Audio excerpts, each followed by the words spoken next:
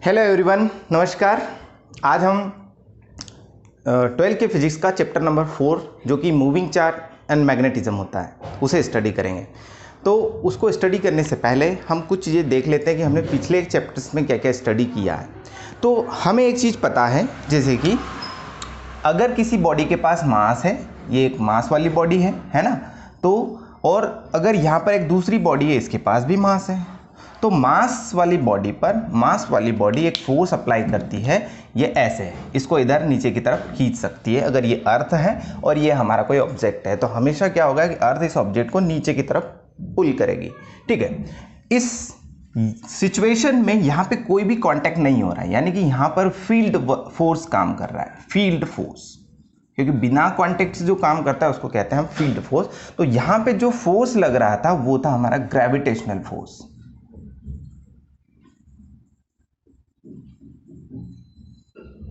ठीक है, तो ये था ग्रेविटेशनल फोर्स। अब इसके बाद दूसरा कंसेप्ट हमने क्या पढ़ा था कि अगर एक इलेक्ट्रिक चार्ज है, ये है इलेक्ट्रिक चार्ज, और यहां पर एक दूसरा चार्ज रखा हुआ है इलेक्ट्रिक चार्ज, तो ये भी एक दूसरे पर फोर्स लगाते हैं, क्योंकि ये electric charge electric field create करता है। इलेक्ट्रिक फील्ड के कारण ये चार्ज अट्रैक्ट भी हो सकता है, ये चार्ज रिपेल भी हो सकता है, दोनों केस हो सकते हैं। यानी कि ये जो फोर्स था इसका नाम था इलेक्ट्रिक फील्ड। ये दो चीज़ें हम स्टडी कर चुके हैं। अब जो तीसरी चीज़ स्टडी करने वाले हैं वो चार्ज के बेसिस पर ही होती है, यानी कि चार्ज एक पिक्यूलियर बिहेवियर शो करता है, जिससे हमें पता चलता है कि अगर एक सर्किट है आपके पास, ये देखना, ये आपके पास एक सर्किट है, इस सर्किट में टोटल चार्ज या नेट चार्ज अगर देखा जाए तो वो है ज़ीरो, यानी कि क्यू नेट जो है वो है ज़ीरो। ये लीजिए, क्यू नेट कितना है? ज़ीरो है। तो सोचो, अगर इसमें क्यू नेट जीरो है और यहां पर एक चार्ज रखा हुआ है क्यू, इस पे फोर्स लगाएगा क्या? नहीं लगाएगा। क्यों? क्योंकि क्यू नेट इसका टोटल चार्ज जीरो है, और टोटल चार्ज जीरो होने की वजह से ये किसी दूसरे चार्ज पार्टिकल पर फोर्स नहीं लगा सकता। ये चार्ज रुका हुआ है, यानी कि वेलोसिटी जो इसकी कितनी है? जीरो है इस चार्ज के लिए। हमने एक चीज और देखी यहां पर कि अगर एक चार्ज अगर v वेलोसिटी से मोशन करता हुआ ऐसा जाना चाहता है, v वेलोसिटी से कौन सा चार्ज? q चार्ज, तो जब वो मोशन करता है तो हम एक फिनोमिना यहाँ पर देखते हैं कि ये जो चार्ज है ये टर्न हो जाता है, यानी कि इसमें टर्निंग इफेक्ट आ जाता है। क्यों भाई? ये वाले चार्ज के पास वेलोसिटी ज़ीरो थी, इसलिए इसके ऊपर कोई फोर्स फील नहीं हुआ। इसके पास वेलोसिटी ज़ीरो नहीं है तो उसके ऊपर एक फोर्स फील हो जाता है। फोर्स फील होने के कारण ही वो टर्न करता है। कोई ऑब्जेक्ट सीधा सीधा जा रहा है, इनर्शिया के कारण वो सीधा जाना चाहता है, लेकिन टर्न कब करेगा? टर्न तब करेगा जब उसके ऊपर एक फोर्स फील हो। इस चार्ज के ऊपर एक फोर्स फील हुआ होगा, तभी तो टर्निंग इफेक्ट आया। अब बात यह है कि ये फोर्स क्यों फील हुआ, क्या कारण है कि इस सर्किट में हमने कोई करंट फ्लो की होगी, जो कि इसके अंदर इलेक्ट्रिक चार्ज है, नेट चार्ज उसके अंदर जीरो है, तो ये चार्ज जिसके पास वेलोसिटी है ये तो सीधा सीधा जाना था इनर्शिया के कारण, लेकिन वो टर्न हो गया। टर्न होने का क्या मतलब है कि ये जो चार्ज है ये फोर्स एक्सपीरियंस करता है, यानी कि एक्सपीरियंस ऑफ फोर्स, तभी तो वो टर्न हुआ है, तभी तो वो इस डायरेक्शन में मुड़ गया है। याद रखना, इसके पास वेलोसिटी नहीं है तो ये क्या करेगा? Do not experience a force.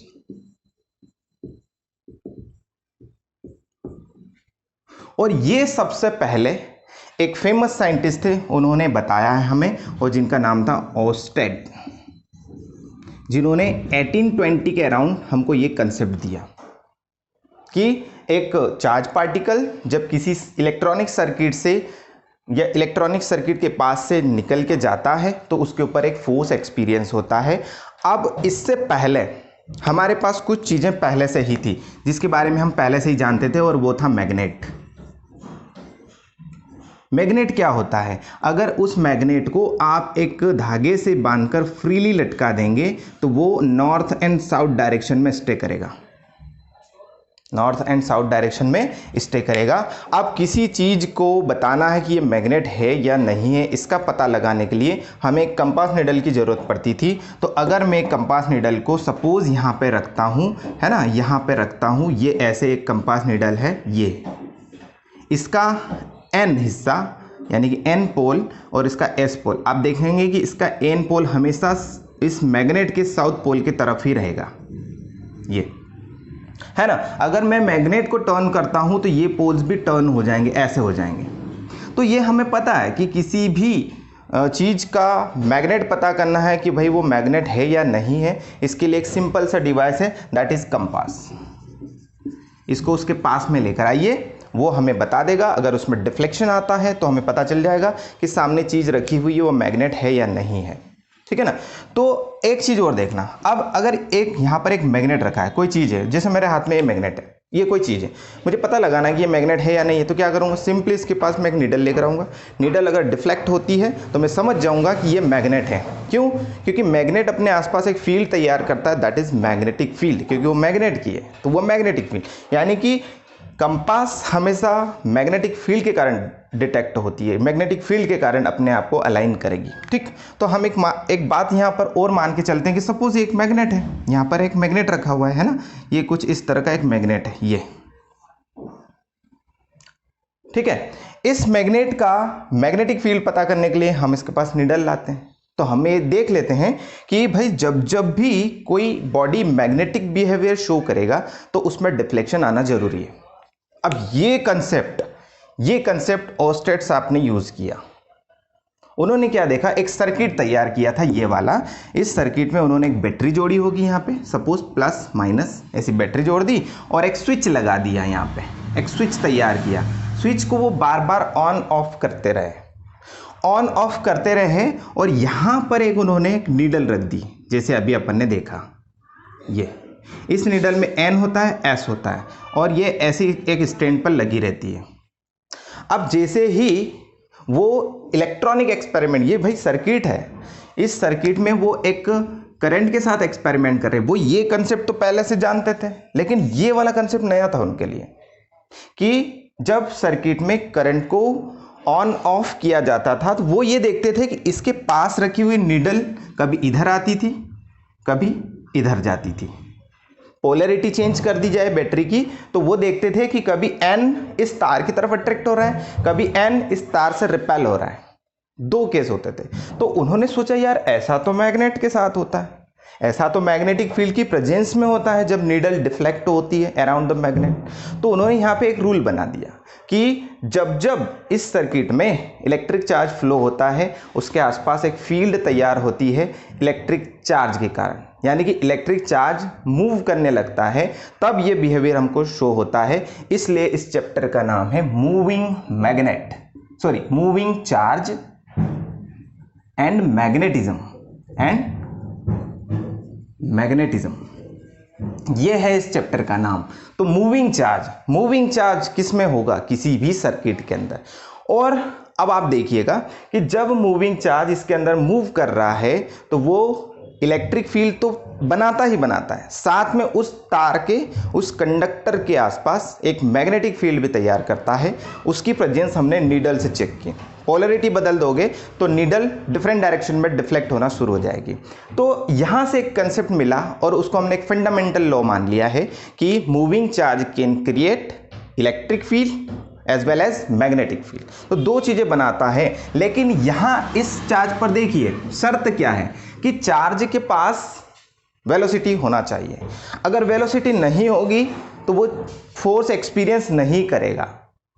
Force किसके कारण लगता है, इसके आसपास बनने वाली मैग्नेटिक फील्ड के कारण। अब आप सोचो ना कि इस सर्किट में जैसे ही करंट फ्लो हुआ होगा इस तार के आसपास कोई फील्ड तैयार हुई होगी। कैसे पता चला? नीडल से।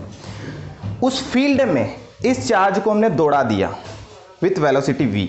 जैसे ही वेलोसिटी v से ये ट्रैवल करना शुरू करता है इसके ऊपर फोर्स लगना शुरू हो जाता है। अब आप सोचो ये भी तो इस तार के पास में ही रखा हुआ है चार्ज, लेकिन ये फोर्स फील नहीं कर रहा है। क्यों? क्योंकि इसके पास वेलोसिटी 0 है। यानी कि इलेक्ट्रिक फील्ड जो मैग्नेटिक फील्ड बना रही है उसके लिए नेसेसरी चीज़ क्या है कि चार्ज मूव करना चाहिए, यानी कि velocity is must for any charge. अगर वो चार्ज मूव नहीं करता है तो उसके ऊपर फोर्स एक्सपीरियंस नहीं होगा। तो फोर्स के लिए जो जरूरी चीज़ वो क्या है, एक तो चार्ज होना जरूरी है, दूसरा उस चार्ज में वेलोसिटी होना जरूरी है। जबकि यहाँ दोनों चीज़ें देखो, चार्ज भी है लेकिन वेलोसिटी नहीं है, तो वेलोसिटी नहीं है तो इसके ऊपर कोई फोर्स एक्सपीरियंस नहीं होगा। इस केस में इसके पास चार्ज तो है लेकिन चार्ज मूव कर रहा है, मूव करने की वजह से ये टर्न करता है अपनी डायरेक्शन में, एक पर्टिकुलर डायरेक्शन में डिफ्लेक्ट हो जाता है। इसका क्या रीज़न है कि इसके आसपास कोई एक ऐसी चीज़ है जिसकी वजह से इसके ऊपर फोर्स लगना शुरू हो जाता है, and that thing is known as magnetic field around the circuit. ये सबसे पहले हमको बताया है ऑस्टेड साहब ने, इसलिए इसको फंडामेंटल हमने बता दिया। और हम यहाँ पर एक कंसेप्ट लिख सकते हैं, क्या लिखेंगे देखो, moving charge can create magnetic field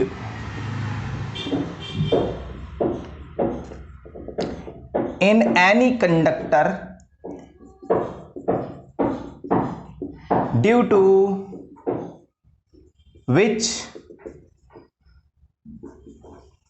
the moving charge near conductor can experience force, और ये फोर्स के कारण वो टर्न होना शुरू हो जाता है इस फोर्स की वजह से। ये बात आपको ध्यान रखना है। अब वो जो फोर्स फील हो रहा है ना उसके ऊपर, दैट इज मैग्नेटिक फोर्स। क्योंकि भाई वो किसके कारण फोर्स फील हो रहा है, बन किसके कारण रहा है, मैग्नेटिक फील्ड के कारण, इसलिए वो जो फोर्स इसके ऊपर एक्सपीरियंस होगा वो मैग्नेटिक फोर्स होगा। ठीक है ना, इतनी बात आपको ध्यान रखना है। और सबसे पहले हमको ये चीज़ क्लियर की है ऑस्टेड नाम के साइंटिस्ट ने। चलिए आगे अब हम इसके बाद हम एक चीज़ देखना चाहते हैं कि अगर कोई इलेक्ट्रिक चार्ज इलेक्ट्रिक फील्ड में जाता है तब उसके ऊपर किस तरह का फोर्स फील होगा, और वही सेम चार्ज अगर हम मैग्नेटिक फील्ड में रख देते हैं तब उस पर किस तरह का फोर्स फील होगा। तो ध्यान रखिएगा, अभी हमने जस्ट स्टडी किया है कि जब कोई इलेक्ट्रिक चार्ज v वेलोसिटी से किसी तार के आसपास अगर मैग्नेटिक फील्ड हो उसमें अगर ट्रैवल करता है तो वो एक्सपीरियंस करेगा एक फोर्स, और उस फोर्स के कारण वो टर्न हो जाएगा। ये कंसेप्ट आपको ध्यान रखना है। अब मेरे पास दो चीज़ें हैं, दो चीज़ें कौन कौन सी है, एक तो electric field in uniform electric field अगर मान लीजिए यहाँ पर इलेक्ट्रिक फील्ड लगा हुआ है, यहाँ पर नीचे की तरफ यूनिफॉर्म इलेक्ट्रिक फील्ड, ध्यान दीजिएगा, है ना, ये यूनिफॉर्म इलेक्ट्रिक फील्ड है इस तरह से, ये ठीक है। यहाँ पर ये इलेक्ट्रिक फील्ड है और मेरे हाथ में यहाँ पर एक चार्ज है Q नाम का। अब मैं इसको वेलोसिटी दूंगा V। देखो रिलेट करना चीज़ों को, ये लेकिन मैग्नेटिक फील्ड नहीं है, ये इलेक्ट्रिक फील्ड है। तो इलेक्ट्रिक फील्ड में जब V वेलोसिटी से चार्ज एंटर करता है तो आपको क्या लगता है ये सीधा जाएगा? नहीं, ये सीधा नहीं जाएगा, ये टर्न हो जाएगा ऐसे, और फिर इलेक्ट्रिक फील्ड के साथ एक्सेलरेट होता निकल जाएगा। यहां पर आपने देखा होगा कि यहां भी तो सर टर्न हो गया है, वेरी गुड, यहां पर भी टर्न हो गया ये चार्ज। लेकिन आप सोचो टर्न क्यों हुआ होगा? फोर्स लगा होगा, किसके कारण? इलेक्ट्रिक फील्ड के कारण। इलेक्ट्रिक फील्ड लगा हुआ है डाउनवर्ड डायरेक्शन में, अगर इधर प्लस है तो इधर माइनस है, ऐसी डायरेक्शन होती है इलेक्ट्रिक फील्ड की, प्लस टू माइनस। तो सोचो इलेक्ट्रिक फील्ड के कारण जो फोर्स फील होता है F/Q, यानी कि फोर्स इज इक्वल टू कितना हो जाएगा? QE। इतना फोर्स फील हो रहा है इस चार्ज के ऊपर, इस फोर्स के कारण ये इलेक्ट्रिक फोर्स है ना, इस फोर्स के कारण ये इसने आपको टर्न कर लिया, अपने आप को टर्न कर लिया। टर्न करने के बाद फिर अपनी स्पीड बढ़ाते हुए रहेगा, क्योंकि इलेक्ट्रिक फील्ड उसको पुश करेगी कंटिन्यूसली उसकी वेलोसिटी में चेंजेस आएंगे और इसके अंदर क्या आ जाएगा? एक्सेलरेशन। यानी कि आपसे अगर एक क्वेश्चन पूछा जाए कि इलेक्ट्रिक फील्ड में एक चार्ज को रख दिया जाता है तो क्या उसमें एक्सेलरेशन आ जाता है? बिल्कुल आ जाता है, क्योंकि कंटिन्यूसली उसकी स्पीड चेंज होती रहती है। ये रही इलेक्ट्रिक फील्ड की बात। हम बात करते हैं मैग्नेटिक फील्ड की, जैसे अभी हमने कंसेप्ट को पढ़ा है ना। कौन सी फील्ड? Magnetic field. कौन बनाता है? किसी कंडक्टिंग मटेरियल के आसपास, जब उसमें आप सर्किट में करंट को फ्लो करोगे, मैग्नेटिक फील्ड। अब ध्यान देना, मैग्नेटिक फील्ड जो किसी तार के आसपास, जो किसी मैग्नेट के आसपास बनती है, उस मैग्नेटिक फील्ड को हम B से रिप्रेजेंट करेंगे। तो मैग्नेटिक फील्ड को मैं एक पर्टिकुलर डायरेक्शन में कंसिडर कर लेता हूँ। इस बोर्ड के अंदर जा रही है मैग्नेटिक फील्ड, यानी कि ये इस तरह से, ये ऐसे जैसे मार्कर जा रहा है अंदर। तो सोचो दो केस होते हैं, जब इनसाइड मैग्नेटिक फील्ड हो तो आपको इस पेन का, इस मार्कर का लास्ट वाला हिस्सा दिखेगा, यानी कि आप इसको ऐसे शो कर सकते हो। तो ये क्या शो करेगा, इनसाइड वाले मैग्नेटिक फील्ड को। लेकिन अगर मैग्नेटिक फील्ड बाहर निकल के आ रहा हो तो आपको इसका नोक दिखेगा, और नोक यानी कि डॉट दिखेगा। तो इस केस में ये हो जाएगा आउटसाइड इलेक्ट्रिक फील्ड, ये सॉरी मैग्नेटिक फील्ड। तो अभी मैं यहाँ पर ये मान के चलता हूँ ये ऐसा है, ऐसा नहीं तो ऐसा मान लो, नो प्रॉब्लम। चलो अब बताइए, इस केस में जो मैग्नेटिक फील्ड है वो आउटसाइड है, बाहर की तरफ आ रहा है, और हमने यहां से एक चार्ज को भेजा with velocity v, q charge को। जस्ट अपन ने क्या पढ़ा है कि जब भी कोई इलेक्ट्रिक चार्ज v वेलोसिटी से मैग्नेटिक फील्ड में एंटर करता है, it will experience a force, that is magnetic force, और उसकी वजह से वो अपनी डायरेक्शन को चेंज कर लेगा। तो ऊपर ना जाने की बजाय it will turn like this. यहां आया, यहां पर भी उसको मैग्नेटिक फील्ड फील होता है। मैग्नेटिक फील्ड में उसको लगता है अभी मैं मैग्नेटिक फील्ड में ही हूं, तो वो वापस से इधर आ जाएगा, फिर लगता है फिर मैग्नेटिक फील्ड में, फिर घूमे जाएगा, फिर घूम जाएगा, यानी कि उसमें टर्निंग इफेक्ट आ जाता है और कंटिन्यूअसली वो ट्रैप हो जाता है मैग्नेटिक फील्ड में, सर्कुलेट होना शुरू कर देता है। सो दिस इज द कंडीशन कि इसमें आने से वो ट्रैप हो जाता है, मैग्नेटिक फील्ड में आने से वो कंटिन्यूअसली अपने आप को घुमाते रहता है मैग्नेटिक फील्ड में, आगे नहीं बढ़ रहा है अभी, लेकिन वो वहीं का वहीं ऐसा सर्कुलेट होना शुरू कर देता है। इस केस में क्या हो रहा था, इस केस में एक बार टर्न हुआ है, उसके बाद स्ट्रेट पाथ पर फॉलो करते हुए लीनियर मोशन करने लगता है। इस केस में क्या हो रहा है, इस केस में हो रहा है कि एक बार वो सीधा जा रहा था, लेकिन एक बार टर्न हुआ, वो कंटिन्यूअसली हर पॉइंट पर टर्न होता जाता है, टर्न होता जाता है, टर्निंग इफेक्ट आता रहता है, and it will turn like this. तो ये हो जाता है ट्रैप। ये होती दो सिचुएशंस कि अगर इलेक्ट्रिक फील्ड में कोई चार्ज एंटर करता है तो एक बार टर्न होता है, उसके बाद कंटिन्यूअसली वो लीनियर पाथ पर चलते रहता है, लीनियर मोशन करता है। इस वाले केस में क्या होता है कि जब वो मैग्नेटिक फील्ड में आता है तो वो कंटिन्यूअसली हर एक पॉइंट पर टर्न होता रहता है। सो दिस इज द कंडीशन। अच्छा, तो हम यहाँ पर लिख सकते हैं, तो यहाँ पर मैंने स्टेटमेंट लिख दिया है जो अभी हमने स्टडी किया है। क्या लिखा है, इन दिस केस, ये जो केस था, दिस चार्ज, ये जो चार्ज है, is always keeps on turning, ये हमेशा टर्न करता रहेगा विदाउट चेंजिंग इट्स स्पीड, यानी कि इसका जो वेलोसिटी है वो चेंज नहीं होगा, सेम वेलोसिटी से टर्न करता रहेगा मैग्नेटिक फील्ड के अंदर। और दूसरी चीज है कि इसमें सोर्स कौन है मैग्नेटिक फील्ड का, तो मूविंग चार्ज। भाई जब तक चार्ज मूव नहीं करेगा तब तक मैग्नेटिक फील्ड कैसे बनेगा, है ना। तो सर्किट में अगर आपको मैग्नेटिक फील्ड बना के रखना है उसके आसपास, तो आपको वहां पर चार्ज को मूव कराते रहना पड़ेगा। इसके बहुत सारे हमारे आसपास एग्जांपल्स हैं, जैसे कि एक कॉइल अगर हम बनाएंगे, जैसे फैन में कॉइल आती है कॉपर वायर की, उसमें जब तक इलेक्ट्रिक करंट फ्लो होता है, electric current means what, charge, जब उसमें चार्ज फ्लो होता है तो उसमें मैग्नेटिक फील्ड बनता है, और मैग्नेटिक फील्ड फोर्स अप्लाई करता है उस पंखे के ऊपर, उस फैन के रोटेटर के ऊपर, एंड इट विल रोटेट, और हमें उसमें मैकेनिकल कुछ एनर्जी दिखती है। तो ध्यान रखिएगा, तो moving charge is a source of magnetic field. भाई जो मैग्नेट होता है ना, उसमें भी हम स्टडी करेंगे उसमें सोर्स क्या है, क्योंकि मैग्नेट को आप तोड़ो, क्या मिलेगा आपको, एटम। एटम में क्या मिलेंगे आपको, इलेक्ट्रॉन्स। तो बेसिकली वहां भी इलेक्ट्रॉन ही मूव कर रहे हैं, और इलेक्ट्रॉन्स क्या है, चार्ज पार्टिकल। तो वहां पर भी चार्ज का ही सर्कुलेशन है, चार्ज घूमता रहता है एक पर्टिकुलर डायरेक्शन में, इस वजह से वहां पर भी मैग्नेट बनता है। इसी तरह किसी सर्किट में अगर चार्ज घूमता रहेगा तो वहां भी मैग्नेटिक फील्ड बनेगा। तो ये कुछ रिलेशन होते हैं। अब मैग्नेटिक फील्ड को अगर हम डिफाइन करें तो क्या होती है मैग्नेटिक फील्ड, तो मैं इसको बेसिकली ऐसा बताऊंगा, मैग्नेटिक फील्ड वो स्पेस होता है जिसमें अगर एक मूविंग चार्ज होता है तो वो फोर्स को एक्सपीरियंस करता है। तो हम यहाँ पे राइट डाउन कर लेते हैं एक लाइन के जो डेफिनेशन है वो, व्हाट इज मैग्नेटिक फील्ड, है ना, ये हमारा डेफिनेशन है। तो इसको हम लिख देते हैं, क्या लिखेंगे, it is the space in which a moving charge can experience a force and due to this force it will turn, जिसके कारण वो चार्ज जो पार्टिकल है वो टर्न होगा, और यही उसकी प्रेजेंस होती है कि भाई जब चार्ज पार्टिकल टर्न हो जाए तो समझ लीजिए कि वहाँ मैग्नेटिक फील्ड है, और चार्ज के लिए क्या जरूरी है, वेलोसिटी इज नेसेसरी। अब वो फोर्स कितना होगा उसे हम क्वांटिफाई कर लेते हैं, उसका क्या इक्वेशन होगा, क्योंकि आगे हमको इक्वेशन की तो जरूरत पड़ने वाली है ना, तो वो कितना होगा वो देखते हैं। चलो तो हम यहाँ हेडिंग क्या डालेंगे, force on a moving charge in magnetic field, shortcut में मैंने लिख दिया है। याद रखना, मैग्नेटिक फील्ड में हम उस चार्ज के ऊपर एक फोर्स को फाइंड आउट करना चाहते हैं, उसका मैग्नीट्यूड पता करना चाहते हैं। तो हमको एक चीज पता है, क्या पता है कि जब आप उस फोर्स को एक्सपीरियंस करते हैं तो वो जो फोर्स होता है वो डायरेक्टली प्रोपोर्शनल होता है किसके, कैसे पता चलेगा, तो जैसे कि हम अगर वेलोसिटी को बढ़ा दें, जो जितना चार्ज वेलोसिटी से किसी मैग्नेटिक फील्ड में, मान लो यहाँ पर मैग्नेटिक फील्ड लगा है बाहर की तरफ और ये चार्ज की वेलोसिटी अभी 10 है ना, तो 10 के कारण इसके ऊपर जो फोर्स फील होगा जो टर्न कराने के लिए वो सपोज 5 न्यूटन है।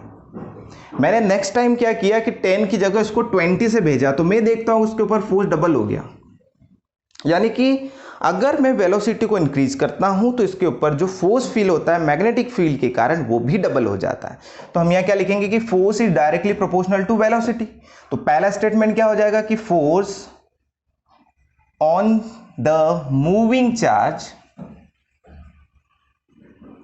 इज, पहला statement directly proportional to the velocity, तो पहला स्टेटमेंट क्या रहेगा इसमें, is directly proportional to the velocity of the charge particle। पहला स्टेटमेंट, ये इक्वेशन नंबर पहली।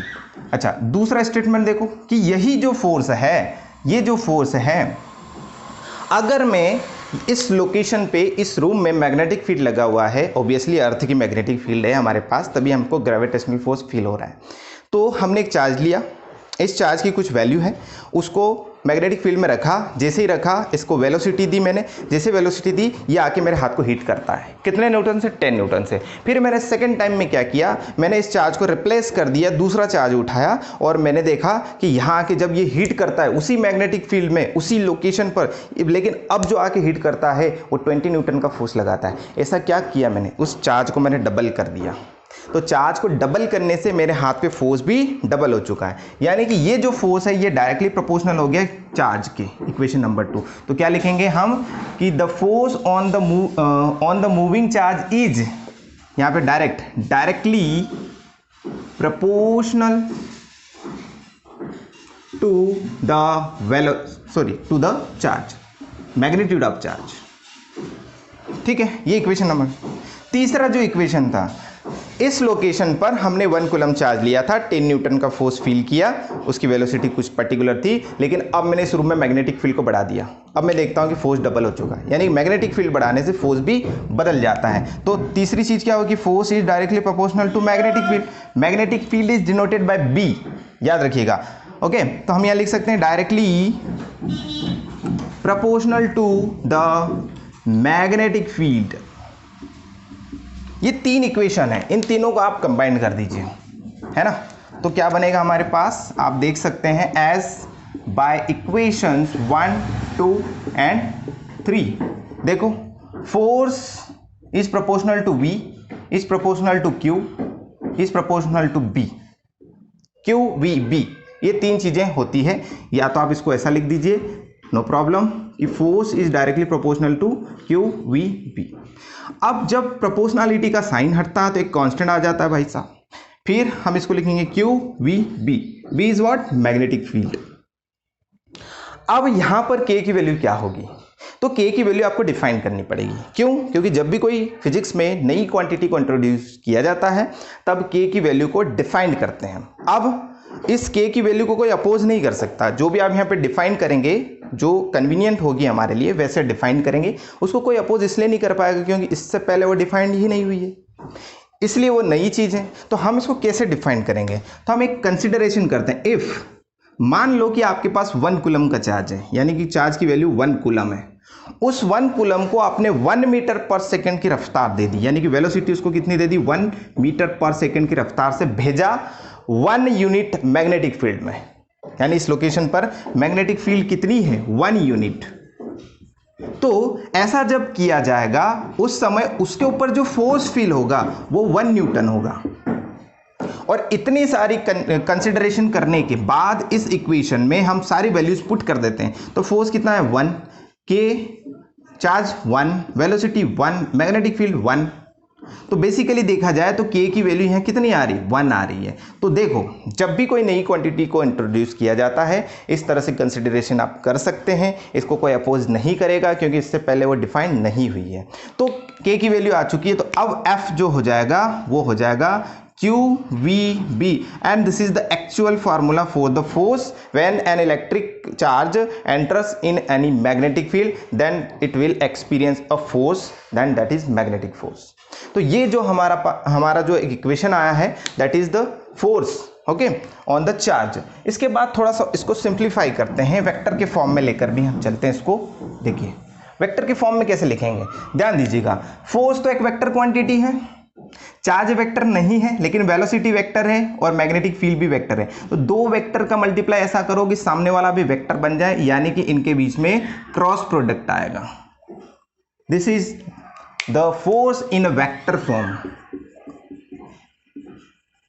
ये किस फॉर्म में आ गया है, वेक्टर फॉर्म में आ गया है। अगर इसको मैं मैग्नीट्यूड के फॉर्म में लिखूं तो Q V B sine theta, क्योंकि क्रॉस प्रोडक्ट में हमेशा कौन आता है, साइन थीटा आता है। या इसको मैं ऐसा लिख सकता हूं simply Q V B sine theta. अब थीटा क्या चीज है भाई, theta is the angle between velocity and magnetic field. Velocity कैसे, मैग्नेटिक फील्ड जैसा लगा हुआ है, इधर से जो चार्ज जा रहा है इसकी वेलोसिटी की डायरेक्शन किधर है, कितने एंगल पर इस मैग्नेटिक फील्ड में वो एंटर कर रहा है। सो this is the theta. Theta is the angle between velocity of the charge particle and magnetic field जो वहां पर प्रेजेंट है, जो उसका प्रेजेंस वहां पर है। तो इस तरह से हमारे पास कुछ चीजें आती हैं। अब इसको और हम एक्सटेंड करते हैं आगे, चलिए देखना,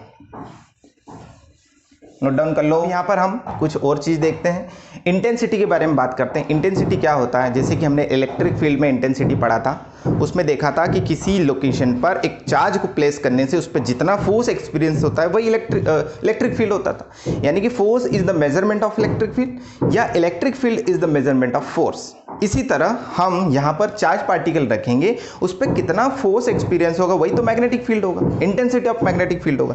यानी कि हमारा जो टॉपिक है वो क्या है, इंटेंसिटी ऑफ मैग्नेटिक फील्ड, ये लीजिए, जो कि B से रिप्रेजेंट किया जाएगा and this is the vector quantity. ठीक है, अब हमारे पास जो फॉर्मेट है उससे वो यूज करते हैं, क्या है, F is equal to Q V B और ये क्या है, साइन थीटा।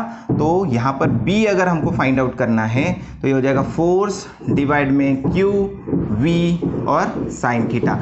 सोचो कि थीटा की values, if theta is equal to 90 degree then sine 90 becomes 1। तो यहां पर वैल्यू पुट कर दीजिए, और इस केस में हम जो चार्ज कंसीडर करते हैं वो 1 कूलम का करते हैं और उसको स्पीड जो देते हैं वो 1 मीटर पर सेकंड की देते हैं। इतना कंसीडरेशन करने के बाद जो B आता है वो F1 मल्टीप्लाइड 1 मल्टीप्लाइड 1, तो बेसिकली B किसके बराबर आ गई, F के बराबर। यानी कि B is what, B is the measurement of force. तो फोर्स को एक्सपीरियंस कर लो उस लोकेशन पे, 1 कूलम का चार्ज रख के उसको 1 मीटर पर सेकंड स्पीड देकर, उस समय जो आप फोर्स एक्सपीरियंस करेंगे उस चार्ज पार्टिकल के ऊपर वही उस लोकेशन पर मैग्नेटिक फील्ड होगा। क्लियर है, तो ये कुछ चीजें होती है मैग्नेटिक फील्ड के साथ। अब हम इसके यूनिट्स की भी बात करेंगे, लेकिन उससे पहले एक स्टेटमेंट लिख लेते हैं हमने जो यहां पर अभी लिखा है। चलो क्या स्टेटमेंट है वो देखना। तो जो चीजें मैंने आपको यहां पर एक्सप्लेन किया है वो मैंने वर्ड्स में लिख दिया है। The intensity of magnetic field at a location is equal to the force experienced by a particle having force 1 coulomb, जो जैसा कि मैंने यहाँ पे आपको बताया है, and moving with velocity 1 metre per second at right angle, यानी कि थीटा की वैल्यू 90 डिग्री आ जाएगी टू द मैग्नेटिक फील्ड। इस केस में फोर्स जो होता है वो मैग्नेटिक फील्ड के बराबर आ जाता है, या मैग्नेटिक फील्ड जो होता है वो फोर्स के बराबर हो जाता है। अब इसका जो यूनिट होता है वो होता है टेस्ला। टेस्ला एक साइंटिस्ट थे जिनके नाम पर यूनिट रखा गया, बहुत बड़े साइंटिस्ट थे वो, और उनके नाम पर हमने मैग्नेटिक फील्ड को डिफाइन करने के लिए उसका यूनिट रख दिया एसआई सिस्टम में। अब 1 टेस्ला कितना होता है, अगर आपसे पूछा जाए हाउ मच 1 टेस्ला, है ना, ये हमारा क्वेश्चन है, how much 1 tesla magnetic field, this is our question. ये तो इसको डिफाइन करने के लिए कोई आपको ज्यादा मेहनत करने की जरूरत नहीं है, ये इक्वेशन उठाओ, इस इक्वेशन में आपको देखना है यहाँ पर कि 1 टेस्ला कितना होता है। तो देखो मैं आपको बता देता हूँ, जो हमारा ये इक्वेशन है मैं यहीं पे आपको बताता हूँ, ये देखो 1 टेस्ला लेना है, कोई बात नहीं, कोई बड़ी बात नहीं, तो B यहां से निकाल लीजिए, जैसे अभी अपन ने निकाला था, B is equal to F by Q into V into sine theta. तो कंसिडरेशन क्या होगा कि भाई एक चार्ज लीजिए 1 कूलम का, है ना, उसको ऐसा मैग्नेटिक फील्ड में रखिए, सॉरी ऐसे मैग्नेटिक फील्ड में रखिए कि उसके ऊपर जो फोर्स एक्सपीरियंस हो वो 1 न्यूटन का हो, और उसकी जो रफ्तार रहेगी वो 1 मीटर पर सेकंड रहेगी, और वो मैग्नेटिक फील्ड के साथ 90 डिग्री पर यानी कि राइट एंगल पर होना चाहिए। ऐसा जब आप करते हैं तो B की वैल्यू कैसे निकलेगी, F कितना है 1, Q कितना है 1, V कितना है 1, साइन 90 बिकम्स 1, यानी कि मैग्नेटिक फील्ड उस केस में कितना आएगा 1, तो B बिकम्स 1 टेस्ला। कब होता है 1 टेस्ला, जब 1 कूलम का चार्ज 1 मीटर पर सेकंड की रफ्तार से 1 न्यूटन फोर्स एक्सपीरियंस करता है उस मैग्नेटिक फील्ड में, तो उस मैग्नेटिक फील्ड की वैल्यू होती है 1 टेस्ला। कितनी होती है 1 टेस्ला। तो Tesla is the unit of magnetic field, जो कि हम इसको समझ पाए हैं इस तरह के कुछ कंसिडरेशन के साथ। चलो मैं ये जो मैंने यहां पे लिखा है इसको मैं वर्ड्स में लिख देता हूं। तो ये मैंने यहां पर कुछ जो कंसेप्ट बताया है आपको उसको मैंने वर्ड्स में लिख दिया। Magnetic field intensity at a point is 1 tesla. 1 tesla कब होती है, if condition a charge of 1 coulomb, charge आपके पास 1 कूलम का होना चाहिए, experience a force of 1 newton, 1 newton का फोर्स एक्सपीरियंस करना चाहिए, while moving with velocity of 1 metre per second, उसको इतनी रफ्तार से जाना पड़ेगा और मैग्नेटिक फील्ड के साथ उसको राइट एंगल पर होना पड़ेगा। सो this is the condition for 1 Tesla unit of magnetic field. चलिए इसके बाद हम देखते हैं कुछ कंसेप्ट और। इसके बाद हम देखते हैं एक रूल जिसकी वजह से हम उस फोर्स की डायरेक्शन को डिफाइन कर पाएंगे जो अभी तक हमने स्टडी किया है। अगर एक मैग्नेट की फील्ड में अगर एक इलेक्ट्रिक चार्ज v वेलोसिटी से एंटर करता है तो उसके ऊपर लगने वाला फोर्स तो हम स्टडी कर चुके हैं, लेकिन उसकी डायरेक्शन क्या होगी, तो डायरेक्शन बताई जाती है लेफ्ट हैंड रूल से। यानी कि अगला जो हमारा टॉपिक है वो है लेफ्ट हैंड रूल। ध्यान दीजिएगा, लेफ्ट हैंड रूल।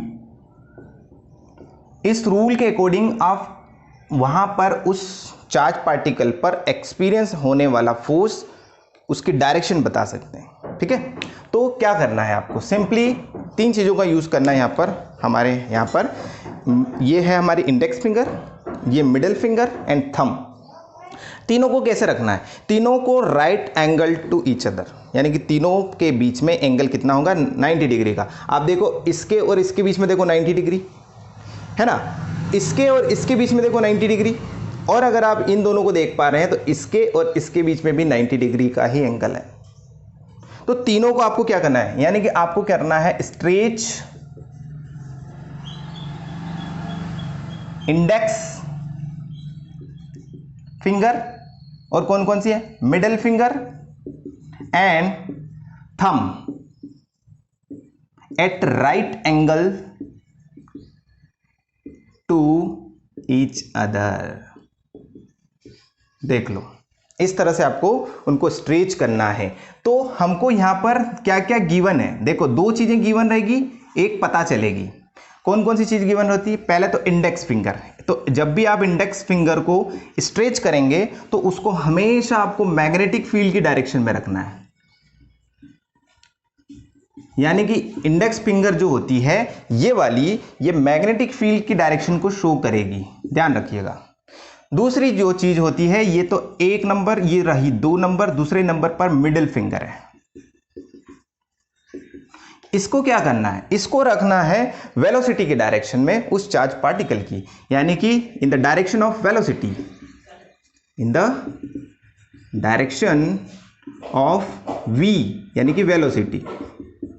तो वेलोसिटी की डायरेक्शन में इस मिडिल फिंगर को रख दीजिए। बचता क्या है, थंब। तो जो जिस डायरेक्शन में भी थंब आता है वही उसके ऊपर लगने वाले फोर्स की डायरेक्शन होगी, यानी कि इनके कारण हमको जो रिजल्ट मिलता है ना, वो क्या मिलेगा, तीसरी चीज थंब के कारण। यहाँ जो तीसरी चीज आएगी ना, वो देगा हमको थंब, अंगूठा। वो क्या देगा, in the direction of force,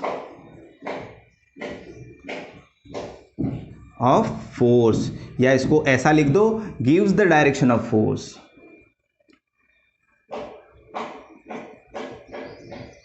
ये लीजिए, 3 चीजें होती है, आपको इस तरह से तीनों को स्ट्रेच करना है एक दूसरे के साथ, तीनों को 90 डिग्री पर रखना है।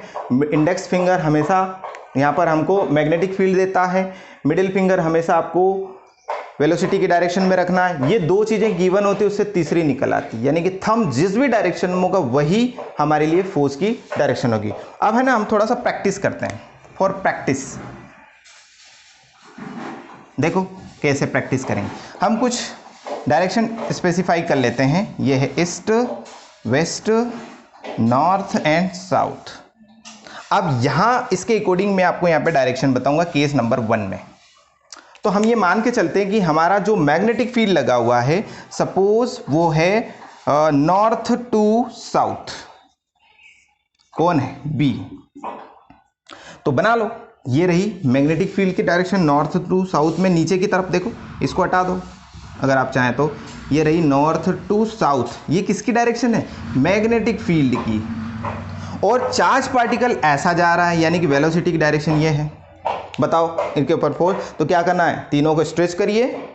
इस मिडिल फिंगर को मैग्नेटिक फील्ड में पहले तो रख दीजिए, और इसको रखने के बाद इस वाली फिंगर कौन सी, सॉरी मिडिल नहीं, इंडेक्स को मैग्नेटिक फील्ड में रख दीजिए। मिडिल फिंगर को वेलोसिटी की डायरेक्शन जो कि इधर है, ये ऐसे। तो मेरा अंगूठा इस बोर्ड के अंदर जा रहा है, यानी कि बोर्ड के अंदर फोर्स की डायरेक्शन होगी। तो फोर्स को शो करने के लिए इसके अंदर मैंने आपको 2 चीजें बताई थी। इनसाइड के लिए क्रॉस आता है, ये रहा फोर्स उसके ऊपर लगने वाला। क्लियर। इसके बाद हम और देखते हैं, अगर मान लो कि मैं डायरेक्शन ऑफ मैग्नेटिक फील्ड पलट दूं, दूसरे वाले केस में S to N कर देता हूं मैग्नेटिक फील्ड। अब ऊपर की तरफ मैग्नेटिक फील्ड जा रही है, अभी भी चार्ज पार्टिकल वेलोसिटी इधर ही है। बताओ आप, तो magnetic field index finger, velocity middle finger, and this is the force outside. Outside force है भाई साहब, तो आउटसाइड के लिए हम क्या लगाते, डॉट, यानी कि ये रहा फोर्स। समझ में आ गया आपको। इसके बाद हम यहां पर एक मैग्नेटिक फील्ड लेते हैं, तीसरे केस में ये रही मैग्नेटिक फील्ड बाहर की तरफ आ रही है, आउटसाइड, ये बी। ठीक है ना, ये हमारे पास एक मैग्नेटिक फील्ड है, और जो वेलोसिटी है उसकी ये इधर है। अब बताओ क्या होगा। तो ये चार्ज पार्टिकल ऐसा जा रहा था, मैग्नेटिक फील्ड बाहर की तरफ निकल रही है ऐसे, और चार्ज पार्टिकल ऐसा गया वेलोसिटी सा। तो magnetic field and this is charge particle, देखो ऐसे magnetic field, this is the velocity of charge particle and this is the force. यानी कि ये जो चार्ज पार्टिकल ऐसा जा रहा था, जैसे ही मैग्नेटिक फील्ड लगेगी नीचे हो जाएगा टर्न। ये तो ये ऐसे जा रहा था, तो ये ऐसे ना जाते हुए नीचे की तरफ आ जाएगा। यही तो टर्निंग इफेक्ट है। टर्निंग इफेक्ट के कारण यहाँ पे क्या हो रहा है, फोर्स लग रहा है, देखो। और इसी की तो हमको डायरेक्शन बतानी थी, बता दी हमने। तो इस तरह से यहाँ पर डायरेक्शन को डिसाइड किया जाता है मैग्नेटिक फील्ड में। अगर एक मूविंग चार्ज होता है तो उसके ऊपर फोर्स लगता है, राइट हैंड रूल के अकॉर्डिंग उसके डायरेक्शन स्पेसिफाई की जाती है, डायरेक्शन डिफाइंड की जाती है। ये रूल को आप अच्छे से ध्यान रखिएगा, ये बहुत यूज आने वाला है। इन चीज़ों को समझ लीजिएगा। 2 चीज़ गिवन होती है, एक हमारे पास आ जाती है, यानी कि अननोन क्वांटिटी कितनी होती है, 1, नोन क्वांटिटी कितनी होती है, 2। यानी कि मैग्नेटिक फील्ड की डायरेक्शन, वेलोसिटी की डायरेक्शन हमारे पास गिवन होती है। तीसरी चीज फोर्स की डायरेक्शन हम इससे निकाल सकते हैं। आगे बढ़ते हैं। अब इसके बाद देखना, हम एक कुछ और अच्छी इंटरेस्टिंग चीज देखते हैं कि इस बोर्ड पर एक मैग्नेटिक फील्ड लगा हुआ है इस बोर्ड के अंदर की तरफ, यानी कि पूरा का पूरा मैग्नेटिक फील्ड अंदर जा रहा है, यूनिफॉर्म मैग्नेटिक फील्ड। जैसे इलेक्ट्रिक फील्ड यूनिफॉर्म होता है ना, लाइंस यूनिफॉर्म एक डायरेक्शन में हर लोकेशन पर मैग्नीट्यूड सेम होता है, उसी तरह यूनिफॉर्म मैग्नेटिक फील्ड भी होता है। उसमें भी यही होता है कि सभी लाइंस की डायरेक्शन एक पर्टिकुलर डायरेक्शन फिक्स्ड होती है, एक तरफ ही जाएंगे, सभी की क्राउडिंग हर लोकेशन पर सेम होती है, इसलिए उसको बोला जाता है यूनिफॉर्म मैग्नेटिक फील्ड। तो इतनी सी लोकेशन पर देखो, मैं यहाँ पे एक लोकेशन डिसाइड कर देता हूँ, इतने से एरिया में हमने मैग्नेटिक फील्ड लगा रखा है इनसाइड टू द बोर्ड। अब मैं बार बार क्लियर कर रहा हूँ कि ये जो होता है ये होता है इनसाइड, है ना, एरो, जो एरो होता है ना वो जब सामने की तरफ जाएगा बोर्ड में अंदर जाएगा तो आपको उसको पीछे का क्रॉस दिखेगा, ऐसा ये एरो होता है और यहाँ ऐसा पकड़ने के लिए होता है, और ये डॉट होता है, जब बोर्ड से निकल के आएगा तो डॉट दिखता है, तो ये डॉट जो रहेगा वो आउटसाइड रहेगा। अब सोचो बोर्ड के अंदर जा रही है मैग्नेटिक फील्ड, तो हम बना लेते हैं, तो कैसे बनाएंगे, ऐसे, ये लीजिए, ये रही मैग्नेटिक फील्ड, इसको आप बी नाम दे दीजिए कि भाई ये है इनसाइड द बोर्ड, ठीक। अब इसमें हम एक काम करते हैं, यहां से एक चार्ज को एंटर कराते हैं, यहां से चार्ज q, वेलोसिटी v। अब जब इसमें एंटर करेगा it will experience a force, और वो फोर्स की डायरेक्शन क्या होगी, जस्ट राइट हैंड रूल से, अभी सॉरी लेफ्ट हैंड रूल से आपको बताना है, ठीक है। तो मैग्नेटिक फील्ड रख दी मैंने इंडेक्स को, वेलोसिटी रख दी मैंने ऊपर की तरफ, क्योंकि वेलोसिटी ऊपर ही, तो एक्सपीरियंस्ड फोर्स यानी कि इधर, तो ये जैसे ही आपको क्या लगता है ये ऐसे सीधा जाएगा, नहीं, ये टर्न यानी कि इस तरफ एक्सपीरियंस करेगा फोर्स, तो ये जैसे ही यहाँ जाना चाहता था ये यहाँ आया और ऐसे मुड़ गया, क्योंकि इसके ऊपर फोर्स फील हुआ। देखो मैग्नेटिक फील्ड है ना, वेलोसिटी, तो फोर्स इधर होगा ना भाई साहब, ठीक, ये इसके ऊपर फोर्स फील हुआ यहां इस तरफ F, फिर यहां आया तो फिर इधर मुड़ गया, क्योंकि भाई फोर्स फील होगा तो इधर आएगा ना वो, तो ये इधर आने से यहां पे फोर्स फील हुआ, फिर यहां आया तो ऐसे हो गया, फिर फोर्स फील हुआ, फिर ऐसे हो गया, फिर फोर्स फील हुआ। आप देख रहे हो कि वो घूमना शुरू कर दिया है, ये अगर आप देखेंगे तो इस सेंटर की तरफ सारे फोर्स काम कर रहे हैं। कैसे, यहां पर आप समझ लीजिए, अगर ये ऐसा सर्कल बना रहा है घूमने के लिए, तो हर एक सर्कल के पॉइंट पर हम मैग्नेटिक फील्ड को देखते हैं, ये अंदर की तरफ है, तो यहां वाला जो चार्ज पार्टिकल ऐसे v वेलोसिटी से जा रहा था, इसके ऊपर फोर्स लगेगा अंदर की तरफ। यहां वाला अब फोर्स अंदर लगेगा तो ये ऊपर न जाते हुए घूमेगा, यानी कि ये ऐसे हो जाएगा, कुछ देर बाद फिर फोर्स लगा अंदर की तरफ, फिर ये हो जाएगा ऐसे, फिर फोर्स लगा अंदर की तरफ, ये हो जाएगा ऐसे, फिर फोर्स लगा अंदर की तरफ। देखो ये सारी डायरेक्शन फोर्स की है भाई साहब, जबकि ये किसकी है, वेलोसिटी की, और मैग्नेटिक फील्ड कहाँ है, अंदर की तरफ। ये लो, एक्सपीरियंस्ड फोर्स v वेलोसिटी से, फिर एक्सपीरियंस किया v वेलोसिटी से, ये सब फोर्स है। आप देखो यही पैटर्न तैयार हो रहा है उसमें F। तो हम क्या देख रहे हैं कि ये जो चार्ज पार्टिकल जो v वेलोसिटी से बड़ा गया था, उसको मैग्नेटिक फील्ड ने ट्रैप कर लिया, आगे जा ही नहीं पा रहा, वो टर्निंग शुरू कर दी कंटिन्यूसली, अब सेम वेलोसिटी से इसके अंदर घूमता रहेगा। तो हम इसका स्टेटमेंट क्या लिखेंगे, ध्यान देना। इसके बाद एक चीज और बता दूं कि जब कोई पार्टिकल या कोई पत्थर रस्सी से बांध कैसे घुमाओ, ये आपके हाथ पे फोर्स फील होता है, उस फोर्स को क्या नाम देते हैं हम, सेंट्रीपिटल फोर्स। सेंट्रीपिटल फोर्स जो कि सेंटर की तरफ लगता है, क्या यही कंडीशन वही आ रही है, यानी कि ये जो फोर्स है, ये फोर्स मैग्नेटिक फोर्स किस में कन्वर्ट हो रहा है, सेंट्रीपिटल फोर्स में। यानी कि हम यहाँ बोल सकते हैं कि मैग्नेटिक फोर्स के कारण उसके ऊपर सेंट्रीपिटल फोर्स लग रहा है, यानी कि magnetic force equal to centripetal force. ये इक्वेशन हम अभी बनाएंगे। तो हम यहाँ पे पहले से लिख लेते हैं, व्हेन एन इलेक्ट्रिक, तो देखो भाई साहब यहां पर हमने लिख दिया है जो मैंने अभी आपको एक्सप्लेन किया, when an electric charge enters in a magnetic field, जब वो एंटर करता है एट राइट एंगल 90 डिग्री पर मैग्नेटिक फील्ड के साथ, then it will experience a centripetal force, उसके ऊपर कौन सा फोर्स फील हो जाएगा, centripetal force, and starts revolving around it, और वो उसके आसपास घूमना शुरू कर देगा, एंड इट गेट्स ट्रैप्ड, उसके अंदर वो फंस जाएगा इन द मैग्नेटिक फील्ड, ठीक है ना। तो अब हम अगर सेंट्रीपिटल की बात कर रहे हैं तो उसका स्टेटमेंट हम लिख लेते हैं, क्या लिखेंगे देखना, व्हेन, यहां हम ऐसा लिख सकते हैं कि if m be the mass of the charge particle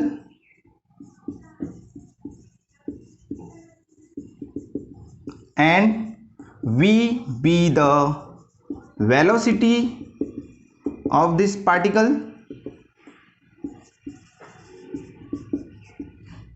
then this force will act as centripetal force. तो भाई साहब बताओ, magnetic force equal to centripetal force. तो अभी हमने जस्ट पढ़ा है कौन सा फोर्स, मैग्नेटिक फोर्स जो होता है वो कन्वर्ट हो रहा है सेंट्रीपिटल में। तो मैग्नेटिक फोर्स कितना होता है, अभी जस्ट पढ़ा था हमने, क्यू वी बी और साइन थीटा इक्वल टू में सेंट्रीपिटल कितना होता है, बोलो M V square by R. R is what, जितनी रेडियस में वो घूम रहा है, अगर इतनी आर है यहाँ से सेंटर से लगा के उस पार्टिकल तक की जो रेडियस है, जिस सर्कल में वो घूम रहा है, दैट इज आर। तो यहाँ इतनी चीज़ें होती है। यहाँ से आप एक वी से एक वी को कैंसिल कर दीजिए, है ना।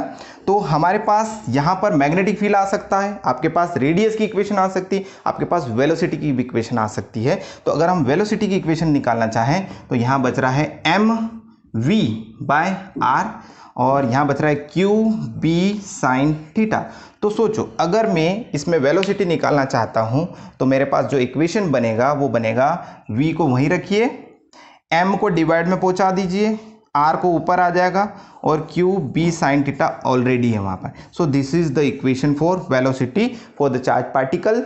अगर हमको उसका मैग्नीट्यूड निकालना है तो इस तरह से हम इसको निकाल सकते हैं, या इसको v इज इक्वल टू हम क्या लिख पाएंगे, देखिए Q R B sine theta by M. देखो एक चीज़ यहाँ से बता दूँ, अगर चार्ज पार्टिकल बहुत भारी हुआ है ना, प्रोटॉन ले लिया आपने, तो वो हैवी होता है 1837 टाइम हैवी होता है देन द इलेक्ट्रॉन। तो इस केस में मास ऑफ इलेक्ट्रॉन की बजाय मास ऑफ प्रोटॉन आएगा और वो ज़्यादा होता है, ज़्यादा होने की वजह से वेलोसिटी कम हो जाएगी, यानी कि वो स्लो चलेगा। ठीक है ना, ये कुछ कंसेप्ट होते हैं, ये है वेलोसिटी। अब अगर 90 डिग्री पर है तो आप इसको हटा भी सकते हो, थीटा की वैल्यू 90 रख दीजिए, तो आपके पास इक्वेशन ये बचता है। ठीक है ना, तो हम आगे बढ़ते हैं और इसको कैसे कैसे हम एक्सप्रेस कर सकते हैं, थोड़ा सा देखिएगा। अब देखो यहाँ पर इसको थोड़ा सा और सिंप्लीफाई करते हैं हम। एस इक्वेशन क्या ही है, वेलोसिटी इज इक्वल टू आया है हमारे पास Q R B by mass, है ना। यहाँ पर एक चीज तो ये है कि charge per unit mass is called specific charge. इसको हम क्या बोलेंगे, स्पेसिफिक चार्ज। ठीक है ना, इसको हम नाम देंगे स्पेसिफिक चार्ज। ये इलेक्ट्रॉन और प्रोटॉन हर किसी के लिए फिक्स्ड होता है, क्योंकि चार्ज ऑफ इलेक्ट्रॉन फिक्स्ड है, मास ऑफ इलेक्ट्रॉन फिक्स्ड है। दोनों को डिवाइड करिए तो जो आंसर आएगा वो स्पेसिफिक चार्ज कहलाएगा। तो स्पेसिफिक चार्ज जो होता है वो होता है चार्ज पर यूनिट मास। तो अगर मैं इलेक्ट्रॉन के लिए बात करूं तो ये स्पेसिफिक चार्ज फॉर इलेक्ट्रॉन, यानी कि स्पेसिफिक चार्ज फॉर इलेक्ट्रॉन, तो चार्ज यानी कि इसको मैं ई लिख सकता हूं, और mass of electron, so this is the specific charge for electron. इसी तरह अगर प्रोटॉन के लिए लिखना हो तो फॉर प्रोटॉन तो क्या हो जाएगा, specific charge is equal to plus आ जाएगा, बाकी तो वही का वही रहेगा, ये इस तरह से। अब आप सोचो कि इलेक्ट्रॉन में ये कम होता है, ये कम, ये वैल्यू कम, तो स्पेसिफिक चार्ज बढ़ जाएगा, इसलिए उस पर स्पेसिफिक चार्ज होता है। जबकि इसमें ये ज़्यादा होता है, मास ज़्यादा होने की वजह से स्पेसिफिक चार्ज ऑफ प्रोटॉन कम हो जाएगा। ठीक है ना, ये बात ध्यान रखिएगा। तो ये रेशो जो होता है इलेक्ट्रॉन के लिए बढ़ जाएगा ना, क्योंकि स्पेसिफिक मास जो मास होता है इलेक्ट्रॉन का वो कम होता है, तो स्पेसिफिक चार्ज बढ़ जाएगा, इनवर्सली प्रोपोर्शनल है। यानी कि ये जो रेशो है ये इलेक्ट्रॉन के लिए ज़्यादा मिलेगा, और जब ये रेशो ज़्यादा आता है तो इलेक्ट्रॉन के लिए वेलोसिटी ज़्यादा होती है, इसलिए इलेक्ट्रॉन ज़्यादा स्पीड से घूम पाएगा एज कंपेयर टू प्रोटॉन। ठीक है ना। इसके बाद हम और एक चीज़ क्लियर करते हैं कि अगर वो घूम रहा है तो उसमें घूमने में तो भाई फ्रीक्वेंसी भी होगी, उसको टाइम भी लग रहा होगा, तो हम इसको थोड़ा सा और मॉडिफाई करते हैं। और चलिए देखना है, एज हमको एक रिलेशन पता है कि जब सर्कुलर मोशन होता है, रोटेशनल मोशन, तो उसमें linear velocity is equal to angular velocity multiplied by radius, ये होता है ना। और ओमेगा कितना होता है, 2π/t होता है into R, and this is v। तो इस v को आप यहाँ पे पुट कर दीजिए, तो v के लिए जो इक्वेशन बनेगी वो बनेगी 2π/t multiplied r is equal to QRB/m। r से r गया, बचता है 2 पाई, तो 1/t कर दीजिए, 2 पाई को डिवाइड में ले जाइए तो 1/2 पाई, इधर क्या बच रहा है QB बाय मास। ये एक इक्वेशन आया है 1/t, इसको आप उलट देंगे तो ये बन जाएगा टाइम का इक्वेशन, यानी कि उसको एक राउंड लेने में कितना टाइम लग रहा है वो आपको यहां से मिल सकता है। तो हम यहां लिखेंगे 4 टाइम, है ना, तो ये उसको पलट दीजिए तो t इज इक्वल टू कितना हो जाएगा 2 पाई, है ना, इंटू मास डिवाइड में QB।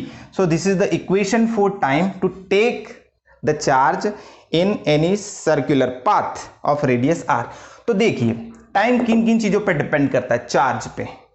चार्ज को आप बढ़ा देंगे, चार्ज बढ़ाएंगे तो थोड़ा सा हैवी होगा, और चार्ज जब बढ़ेगा तो उसको टाइम कम लगेगा। तो हम देखते हैं कि जब जब ये चार्ज बढ़ेगा, अच्छा यहां पर एक चीज वो वापस आगे देखो, यहां मैंने अभी आपको समझाया स्पेसिफिक चार्ज, तो यहां मास पर यूनिट चार्ज, इसको अगर आप पलट देंगे तो स्पेसिफिक चार्ज बन जाएगा बिल्कुल। तो स्पेसिफिक चार्ज ऐसा लिखा जाएगा, देखो, और t is equal to 2 pi into यहां पर इसके पूरे के डिवाइड में आ जाएगा स्पेसिफिक चार्ज इंटू b, क्योंकि m by q is equal to था 1 बाय स्पेसिफिक चार्ज, तो q बाय m कितना हो जाएगा स्पेसिफिक चार्ज, यही तो होता है ना इक्वेशन। तो मैंने इसको सिंपल लिख दिया, यानी कि स्पेसिफिक चार्ज ऑफ इलेक्ट्रॉन कैसा होता है, ज्यादा, तो ये बढ़ेगा तो टाइम कम हो जाएगी, यानी इलेक्ट्रॉन बहुत फास्ट घूम जाएगा एक round as compare to proton. तो ये एक इक्वेशन होता है हमारे पास in terms of specific charge. इसके बाद और अगर हम बात करें तो इस इक्वेशन को अगर पलट दूं, सॉरी ऐसे कैसे रखूं, तो ये फ्रीक्वेंसी बन जाएगा, यानी कितनी फ्रीक्वेंसी से एक सेकंड में कितने राउंड लेगा, यानी 1/t तो फ्रीक्वेंसी ही होता है ना। ये लो QB बाय मास, ये लो, ये रही फ्रीक्वेंसी।